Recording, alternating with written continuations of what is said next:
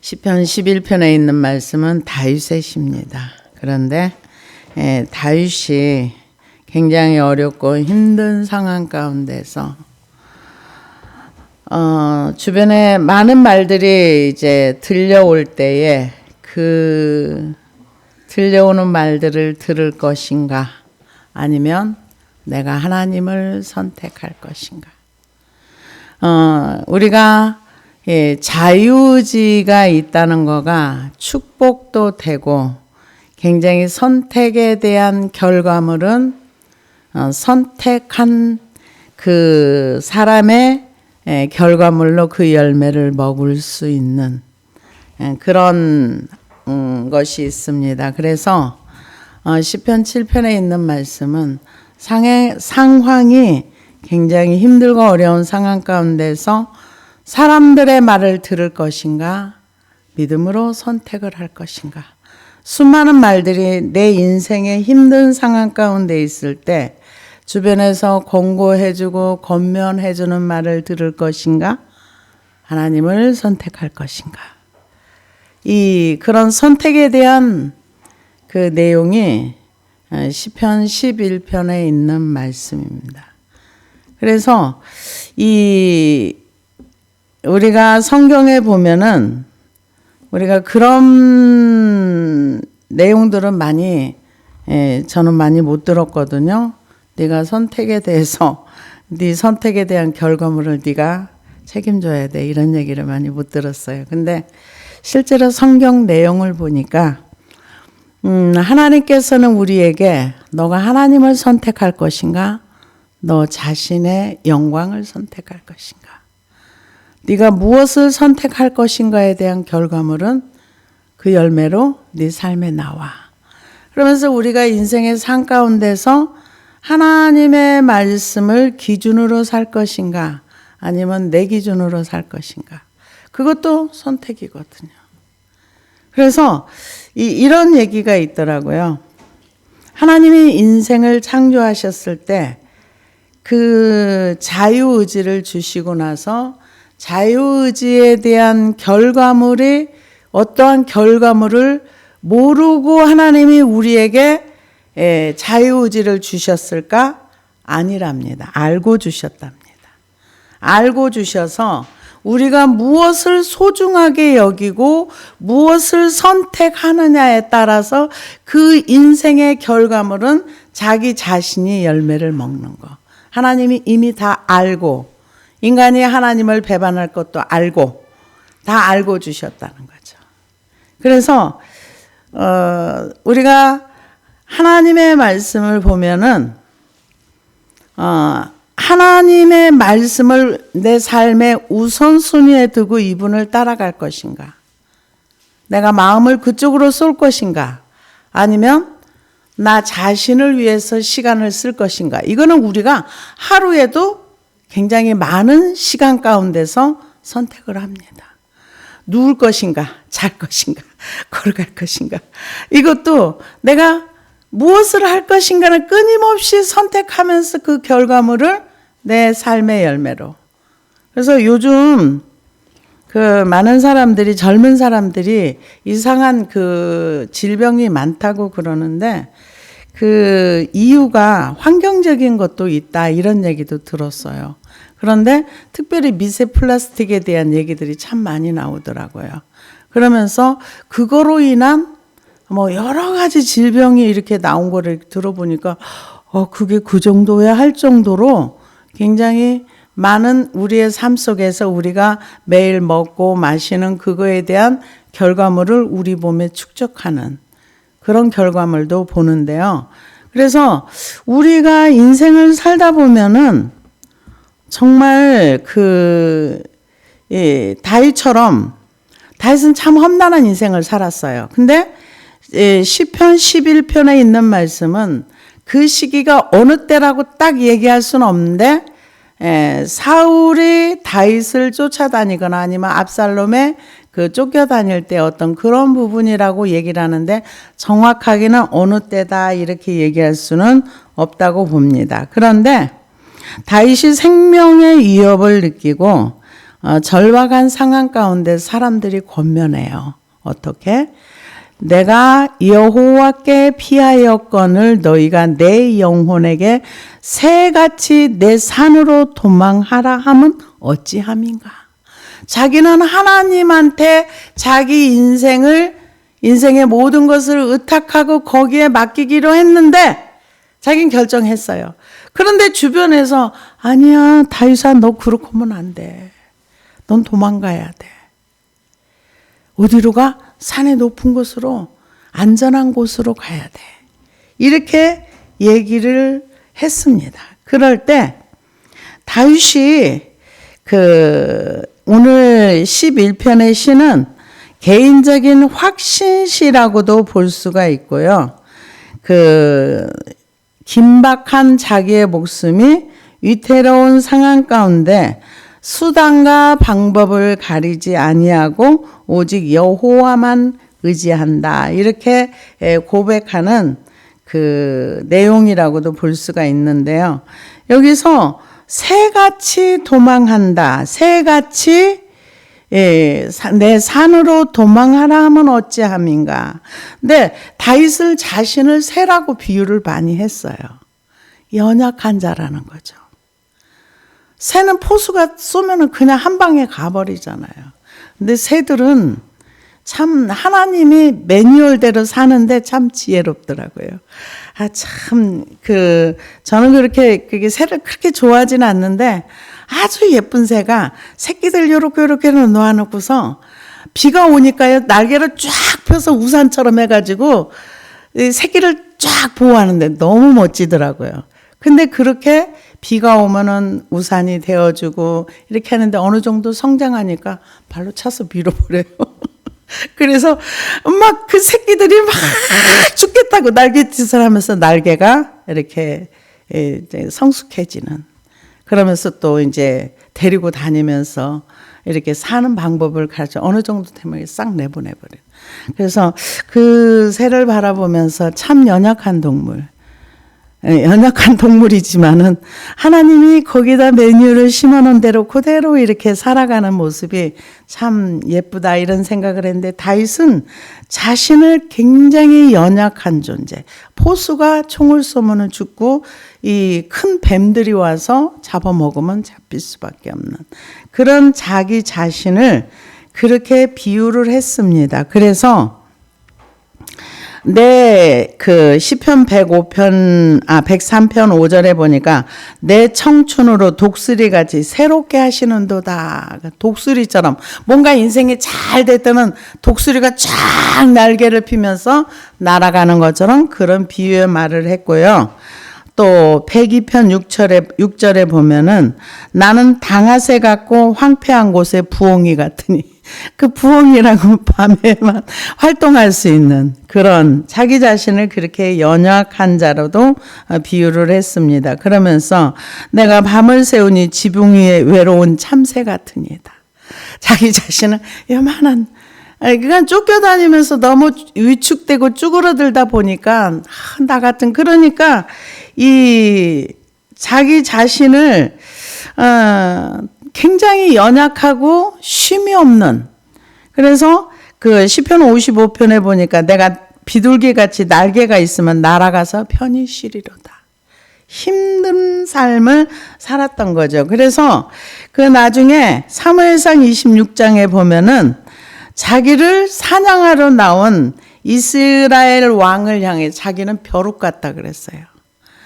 이 산에서 메추라기를 사냥하는 자와 같이 이스라엘 왕이 한 벼룩을 수색하러 나왔습니다. 이렇게 얘기를 하는 것처럼 자기 자신이 너무 긴 세월 동안 이렇게 쫓겨다니다 보니까 너무 초라해지고 보잘것없는 자기 자신이 그 벼룩으로 표현할 때는 얼마나 한번 탁 치면 죽잖아요, 벼룩은. 근데 수도 없이 다윗을 잡으려고 쫓아오는 그 자기 자신의 이렇게 연약함.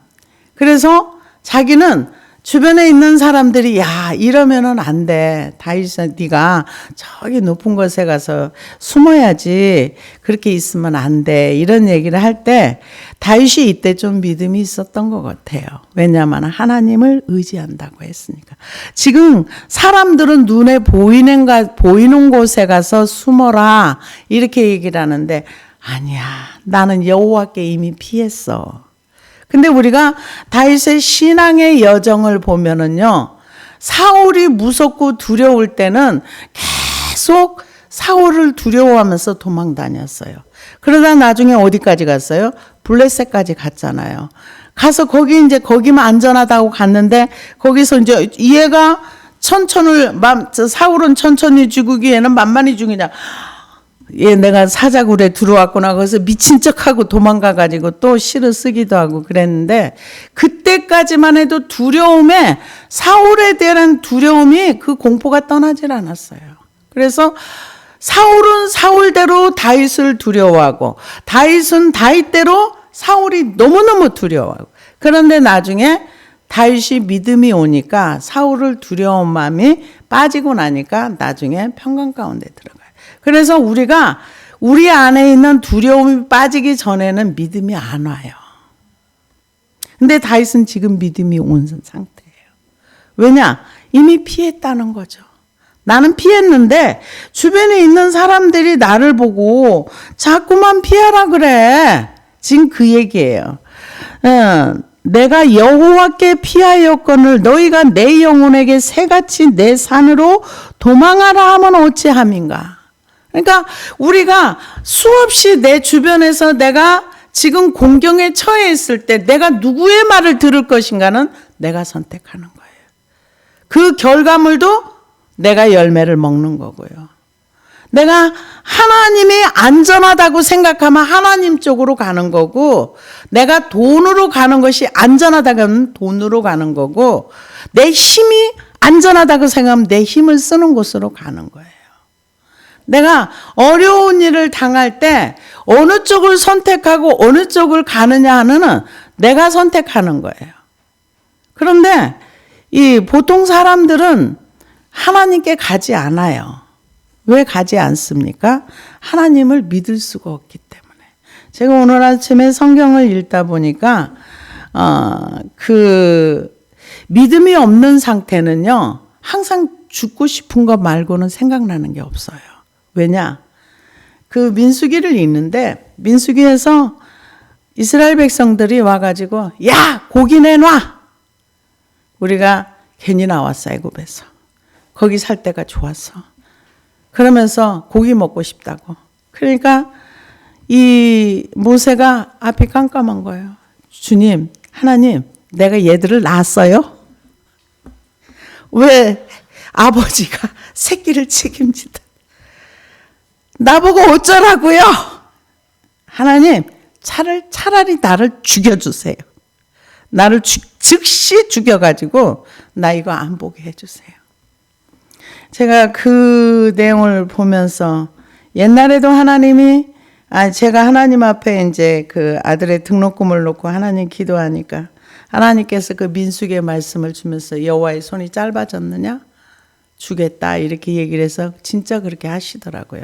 그랬는데 모세는 앞이 캄캄한 거예요. 앞이 왜 캄캄했겠어요? 내가 목숨을 하나님이 나한테 죽여달라고 할 만큼 안 보이는 거예요. 왜? 하나님이 하실 수 있다는 걸 안 믿어서 그렇죠. 믿음이 없는 상태에서 어려운 일을 당하면은 죽고 싶은 거 말고는 보이는 게 없는 거예요. 그러니까 하나님이 애굽의 장자가 죽을 때도 이스라엘 안 죽었고 홍해를 건너고 구름기둥 굴비등 그런 거 본다고 믿음이 있는 거 아니에요. 우리가 하나님을 믿으려고 할 때 믿어지는 거예요.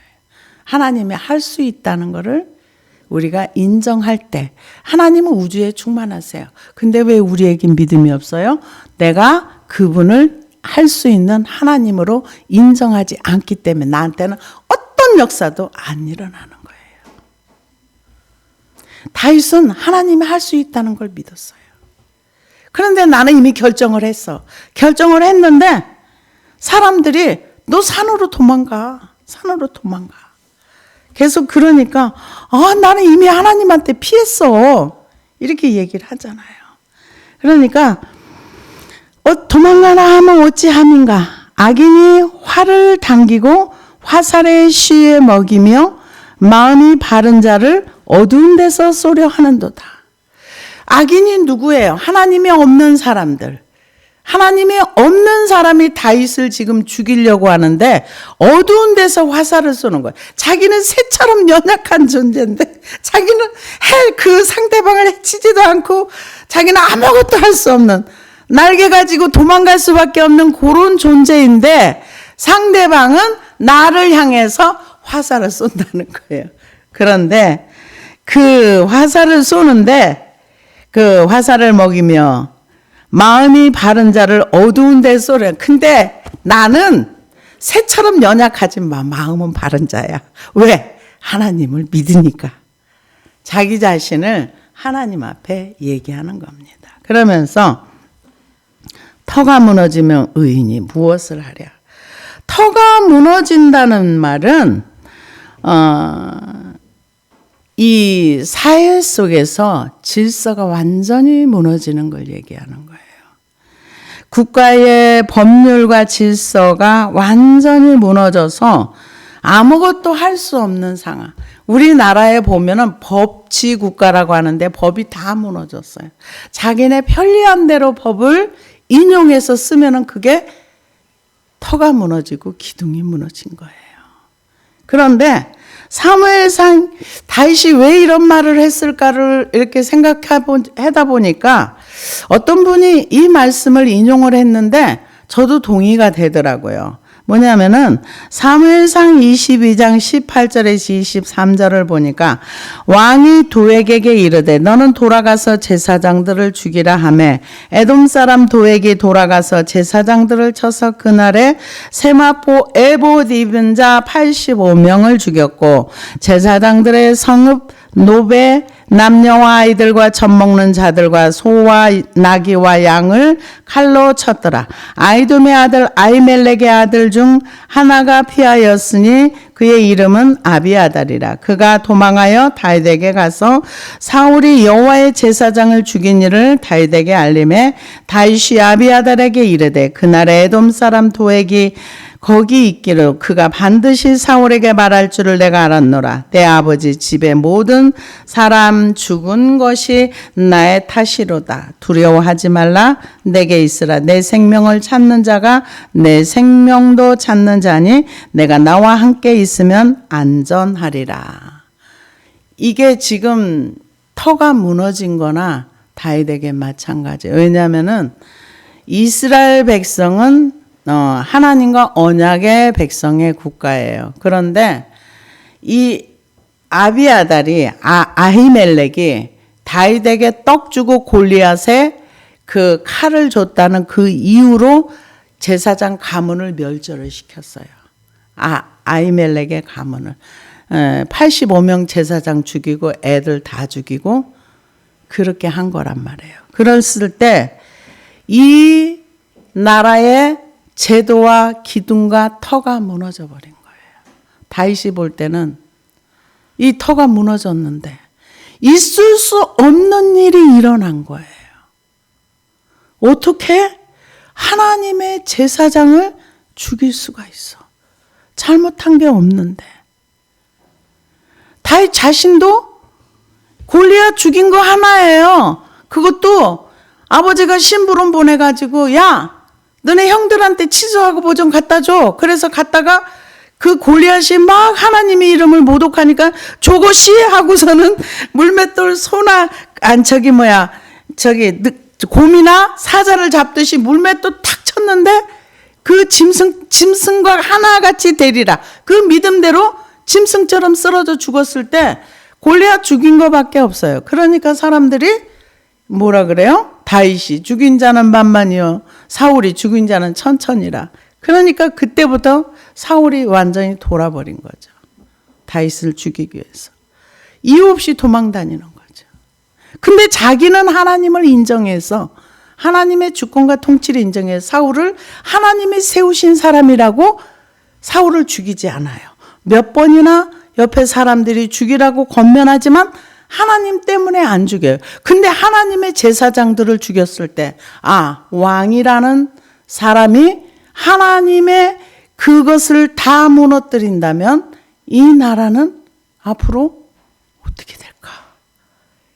터가 무너지면 의인은 무엇을 하랴? 근데 요즘요, 그 세계 곳곳에서 지진과 막 산사태 나는 거 보니까 좀 무섭더라고요. 어느 정도 무서운가? 높은 산이 있는데 그 밑에 이렇게 주택들이 있어요. 무슨 산이 그냥 이렇게 큰 바위 덩어리들이 이렇게 무너져서 한 켜, 두 켜 이렇게 무너지니까 그 바닥까지 이따만한 돌들이 굴러 떨어지는데 자동차, 빌딩, 집 이거는 그냥 아무것도 아니에요. 그냥 그대로 그냥 그 큰 건물 안에 그 산사태가 나서 산이 뚝 잘라서 시루떡 잘라지듯이 뚝 잘라져 가지고 이렇게 막 이렇게 굴러 떨어져 내려오는데 그 큰 건물들이 그걸 보면서 저 안에 수많은 사람들 도망갈 수도 없고 피할 수도 없고 저 어떡해. 이런 요즘 그런 일들이 많이 일어나더라고요. 그리고 얼마 전에 그 중국에서도 보니까 우박이 막 이런 게 막 떨어져 가지고 자동차들 멀쩡한 자동차들이 막 유리창이 깨지고 그런 일들을 바라보면서 정말 지금 기후 변화라고 하더니 저곳에 있는 사람 얼마나 무서울까 이런 생각이 들어가더라고요. 정말 무섭더라고요. 자연재해는. 근데 그렇게 무너지는 것을 보는 것이 두려웠던 것처럼 다윗도 이런 사회의 제사장들을 이유 없이 죽인다고 생각했을 때 이 터가 무너지는구나. 터와 기둥. 그렇다면은 이게 이 세상에 이 나라가 어떻게 되는 거야? 마음이 완전히 무너졌을 것 같아요. 그러면서 터가 무너지면 의인은 무엇을 하랴? 시편 82편 2절에서 5절을 보니까 너희가 불공평한 판단을 하며 악인의 납 보기를 언제까지 하려느냐? 가난한 자와 고아를 위하여 판단하며 곤란한 자와 빈궁한 자에게 공의를 베풀지며 가난한 자와 궁핍한 자를 구원하여 악인들의 손에서 건질지니라 하시는도다. 그들은 알지도 못하고 깨닫지도 못하며 흑암 중에 왕래하니 땅의 모든 터가 흔들리도다. 이게 가난한 자, 빈궁한 자들을 억울하게 하고 없는 것을 뒤집어 씌우고 이렇게 하면은 땅의 터가 흔들릴 만큼 세상이 무너져 내린다. 도덕과 규칙과 규범이 무너지면 그 나라는 망하는 겁니다. 근데 요즘 참 무서운 세상이 돼가는 것 같아요. 그래서 에스겔 30장 4절에도 보니까 애굽의 칼이 임할 것이라 애굽에서 죽임당한 자들이 엎드려질 때 구수에 심한 근심이 있을 것이며 애굽의 무리가 잡혀가며 그 터가 헐릴 것이요. 터가 헐린다는 것은 그 나라가 망한다는 거예요. 그러니까 다윗이 그러한 이 제사장 가문이 멸절되는 것을 물론 거기 아히멜렉은 도망 나왔지만은 도덕과 공의가 무너질 때 터가 무너진다. 기둥 받치고 있는 것들이 무너진다. 이렇게 얘기를 하는 겁니다. 그래서 터가 무너지면 의인은 무엇을 하랴?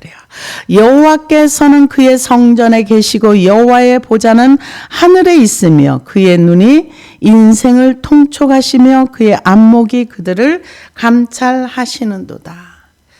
이 지금 다윗이 이 성전에 계신다는 얘기는요.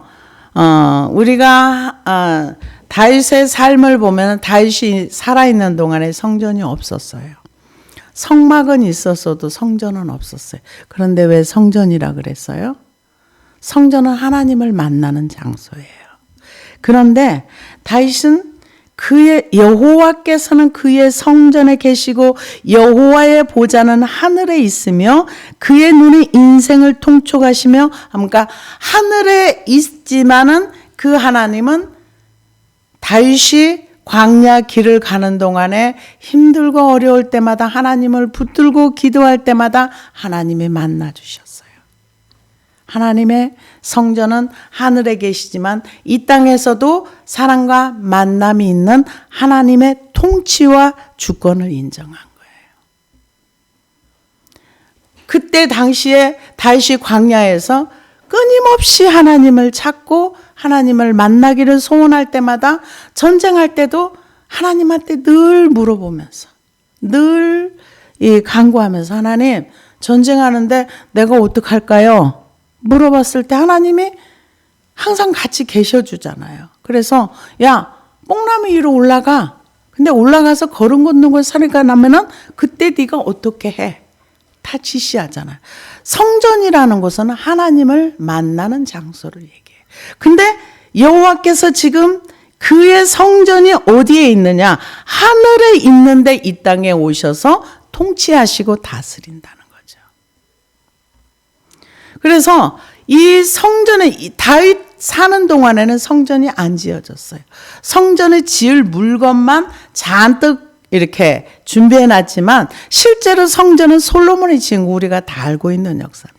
근데 여호와께서 그 성전에 계시고 여호와의 보좌는 하늘에 계신 하나님의 통치와 다스림을 인정한 거예요. 그러면서 수시로 하나님을 찾고 만나서 하나님의 임재를 경험하면서 살았다는 거죠. 그래서 미가서 1장 2절에 3절을 보니까 백성들아 너희는 다 들을지어다. 땅과 거기에 있는 모든 것들아 자세히 들을지어다. 주 여호와께서 너희에게 대하여 증언하시되 곧 주께서 성전에서 그리하실 것이니라. 여호와께서 그의 처소에서 나오시고 강림하사 땅의 높은 것을 밟으실 것이라. 성전에서 나오신다는 거죠. 나오셔서 어디로 왔어요? 다윗과 만나 주신 거예요. 하나님의 통치와 다스림, 다윗과 만나는 장소가 성전이라는 거예요. 그래서 하박국서 2장 20절에도 오직 여호와는 그 성전에 계시니 온 땅은 그 앞에서 잠잠할지니라 하시니라. 그 눈이 이 모든 이 세상을 다 다스리고 통치한다는 다윗의 믿음이 위대한 것 같아요. 하나님을 선택하는 것도 위대하지만 눈에 보이지 않는 하나님을 만나가면서 하나님을 배워가는 다윗. 우리는 이 세상에서 무엇을 해야 되느냐? 하나님을 만나고 하나님을 배우면서 하나님을 아는 지식에 우리가 자라가야 되는. 근데 내가 원하지 않으면 우리는 아주 바닥에서 일생을 그렇게 살다 끝나는 거예요. 원하는 자들만 할 수 있는 거예요. 왜? 하나님이 이 세상의 어떤 가치보다도 위대하시고 하나님을 아는 것이 이 세상의 어떤 보화보다 중요하고 귀하다고 생각하면 그쪽으로 가게 되어 있어요. 왜 사람들이 하나님에 대해서 안 갑니까? 하나님이 소중하지도 않고 천국이 믿어지지도 않기 때문에 그래요. 정말 천국이 있다고 생각하고 영원한 불못이 있다고 생각해 보세요. 우리 인생을 허비할 수가 없어요. 왜? 우리는 한 번밖에 못 살거든요. 2번 살 수 있는 사람은 아무도 없어요. 그래서 그의 눈이 인생을 통촉하시고 그의 안목이 그들을 감찰하시리도다. 여호와는 의인을 감찰하시고 악인과 폭력을 좋아하는 자를 마음에 미워하시도다. 폭력을 좋아하는 자를 하나님 마음에서 미워한대요. 의인을 감찰하시고. 시편 11절에 14절 보니까 그가 그의 마음에 이르기를 하나님이 잊으셨고 그의 얼굴을 가리셨으니 영원히 보지 아니하시리라 하나이다. 여호와여 일어나옵소서. 하나님이여 손을 드옵소서. 가난한 자들을 잊지 마옵소서. 어찌하여 악인이 하나님을 멸시하며 그 마음에 이르기를 주는 감찰하지 아니하리라 하나이까.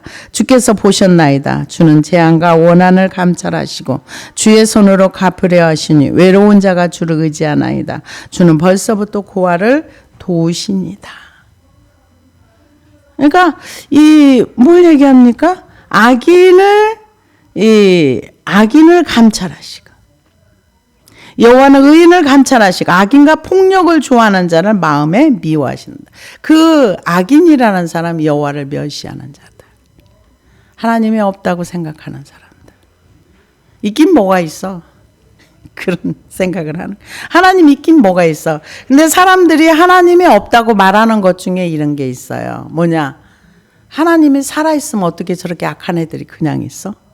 저거 당장 어떻게 해야지. 그래야 살아있는 거 맞지. 근데 그렇게 하면은 우리가 죄를 지었을 때 금방금방 하나님이 심판하면 이 땅에 살아있으라 아무도 없어요. 아무도 없어요. 하나님이 이 죄로 규정하는 죄를 몰라서 그렇게 말하는 거예요. 우리는 도덕으로 하나님을 이해하려고 해요. 근데 하나님의 법은 도덕 그 이상입니다. 그래서 그 도덕적으로 망가진 사람들을 보면서 사람들이 하나님이 살아있으면 왜 저런 인생을 그냥 둬. 저런 인생도 하나님을 믿을 수 있는 기회를 주는 거죠. 왜? 하나님 몰라서 그러니까. 알면은 용감하게 못 살아요. 몰라서 용감하게 사는 거지. 그래서 폭력을 좋아하는 자를 마음에 미워하시는도다. 악인에게 그물을 던지시리니 불과 유황과 태우는 바람이 그들의 잔에 소득이 되리로다. 굉장히 무서운 얘기죠. 왜 무섭습니까? 악인에게 그물을 던지리니 그물을 던지면 그물에서 피할 자가 없어요. 우리가 그 바닷가에 사시는 그 고기 잡는 분 이렇게 고기 투망 던지면 거기에 있던 애들은 그냥 무조건 오는 거예요. 그물 안에서 벗어날 자가 없어요. 새한테 그물을 던져도 거기서 벗어날 자가 없는 것처럼 창세기 19장 24절에서 25절을 보니까 여호와께서 하늘 곧 여호와께로부터 유황과 불을 소돔과 고모라에 비같이 내리사 그 성들과 온들과 성에 거주하는 모든 백성과 땅에 난 것을 다 엎어 멸하셨더라. 똑같은 이치에 갑자기 하늘에서 유황 불비가 떨어지면 거기에서 피할 자가 없어요. 하나님이 피하게 한 자만 피할 수 있는 거예요. 그러니까 악인에게 그물을 던지고 불과 유황과 태우는 바람에 그들의 잔의 소득이란 무시무시한 얘기예요. 불과 유황 속에 들어간다는 얘기죠. 그 잔의 소득이 된다는 거죠. 하나님은 어떤 분인가? 시편 18편 7절에 15절을 보니까 이에 땅이 진동하고 산들의 터도 요동하였으니 그의 진노로 말미암음이로다. 그의 코에서 연기가 오르고 입에서 불이 나와 사르며 그 불에 숯이 피었도다. 그가 또 하늘을 들이우시고 강림하시니 그의 발 아래는 어두캄캄하도다. 그룹을 타고 다니시며 바람 날개를 타고 높이 솟아오르셨도다. 그가 흑암을 그의 숨은 곳으로 삼으사 장막같이 자기를 두르게 하시며 곤불에 흑암과 공중에 빽빽한 구름으로 그리하시도다. 그 앞에 광채로 말미암은 빽빽한 구름이 지나며 우박과 숯불이 내리로다. 여호와께서 하늘에서 우레소리를 내시고 지존하신 이가 음성을 내시며 우박과 숯불로 내리셨도다. 그의 화살을 날려 그들을 흩으시며 많은 번개로 그들을 깨뜨리셨도다. 이때에 여호와의 꾸지람과 콧김으로 말미암아 물밑이 드러나고 세상에 터가 나타나도다. 그러니까 하나님이 이 한번 콧김을 내시면 이 천둥과 번개 사람들이 굉장히 무서워하잖아요. 그런 하나님이라는 것을 사람들이 모르기도 하고 인정을 안 하는 거죠. 그래서 이 악인의 소득은 뭐냐? 유황과 태우는 바람 그들의 잔에 소득이 된다. 유황 불못이 기다리는 지옥을 얘기하는 거죠. 무시무시한 거죠. 그래서 여호와는 의로우사 의로운 일을 좋아하시나니 정직한 자는 그의 얼굴을 배우리다. 여호와는 의로우사 의로운 일을 좋아한다는 거예요. 그래서 의로운 일을 좋아한다는 건 뭘 얘기할까요? 마음이 청결한 자는 하나님을 볼 것이요. 그래서 이 의로운 일을 좋아하는 자, 의로우사 의로운 일을 좋아하시나니 정직한 자는 그의 얼굴을 배우리라. 마음이 청결한 자는 하나님을 본다는 거나 정직한 자는 하나님의 얼굴을 뵌다는 거나 같은 말이죠. 그래서 악인의 잔의 소득은 뭐예요? 불과 유황이지만 하나님은 의롭기 때문에 의로운 일을 좋아하는 자는 하나님의 천국을 본다는 거죠. 간다는 거죠. 그래서 저는 이렇게 그 에스겔서에 보면 하나님이 화가 많이 나셨을 때 폭풍과 우박을 퍼부어 준다는 그런 말씀을 보면서 성경에 이런 것도 있네. 자세히 안 읽어보면 잘 모를 수 있는데 하나님 화가 나시면 막 폭풍과 진노로 막 이걸 막 이렇게 하신다고 하셨는데 여기 보면은 악을 좋아하는 자 이런 사람들은 그 소득이 뭐냐? 유황과 불, 태우는 바람 이게 소득이 되는 거고 여호와는 의로우사 의로운 일을 좋아하신다는 거예요. 근데 의로운 일을 누가 해요? 하나님을 믿는 사람이 의로운 사람이죠. 우리의 의는 다 더러운 옷과 같다 그랬어요. 하나님이 그래서 바울 선생님이 의를 설명할 때 나는 율법의 의로 의로운 것이 아니라 내가 여호와를 믿는 믿음으로 자기가 의롭게 되었다. 그러니까 하나님을 믿는 사람은 의로운 일을 좋아한다고 봐야 되겠죠. 왜? 믿음을 의롭다고 여겼거든요. 창세기에도 아브라함이 하나님을 믿음에 그것을 그의 의로 여기셨더라. 그게 의가 되는 거. 우리가 우리의 의로 하나님 앞에 의로운 자가 되는 것이 아니라 예수님이 날 위해서 죽으시고 피 흘리셨고 그 구원자 예수 그리스도를 믿을 때 하나님이 그것을 우리에게 의로 여기셨다 그랬어요. 그래서 의로운 일을 좋아하는 자는 정직한 자는 그의 얼굴을 천국 간다는 얘기예요. 천국에서 하나님을 본다 이 얘기를 합니다. 그래서 시편 11편에 있는 얘기는 다윗이 무엇을 얘기합니까? 자기는 어렵고 힘든 상황 가운데서 하나님 앞에 피하기로 결정해서 마음이 이미 정했어. 나는 하나님께 피해서 하나님의 도움으로 살 거야. 이렇게 얘기하는데 주변에서 야 산으로 도망가야지. 근데 그거 하나님 믿는다고 뭐 하나님 눈에 보여? 보이는 게 있어? 하나님 너 보장해 준대? 요즘 말로만은 그렇게 해야 되겠죠. 눈에 보이지도 않는데 뭘. 이러면서 옆에서 얘기할 때 아니야. 나는 하나님한테 나의 인생을 맡기고 내가 어렵고 힘든 일을 하나님께 피하기로 결정했어. 근데 주변에서 응원을 안 해주는 거죠. 그러면서 터가 무너지면 의인은 뭐를 할 거야. 이 세상이 이렇게 도덕이 무너지고 사회가 무너지고 우리가 상상할 수 없는 정말 몰상식한 일들이 일어날 때 우리는 뭐를 할 수 있어? 우리는 기도해야죠. 그 죄를 끌어안고 기도해야죠. 그게 의인이죠. 죄가 뭔지를 알아야죠. 왜? 우리가 죄로부터 구원받았잖아요.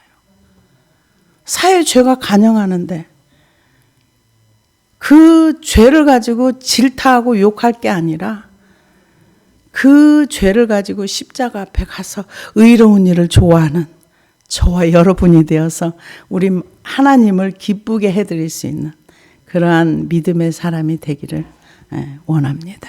기도하시겠습니다.